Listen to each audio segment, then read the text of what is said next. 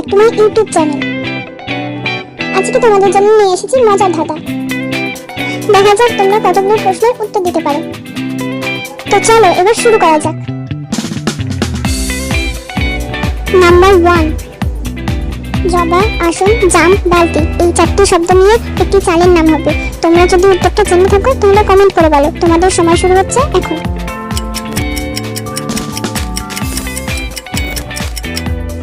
উত্তরটি হবে বাসমতি। নাম্বার 2, এখানে দুটি ছবি আসবে, ছবি দুটো দেখে বলতে হবে এটি কোন ফুলের নাম। তোমাদের সময় শুরু হচ্ছে এখন।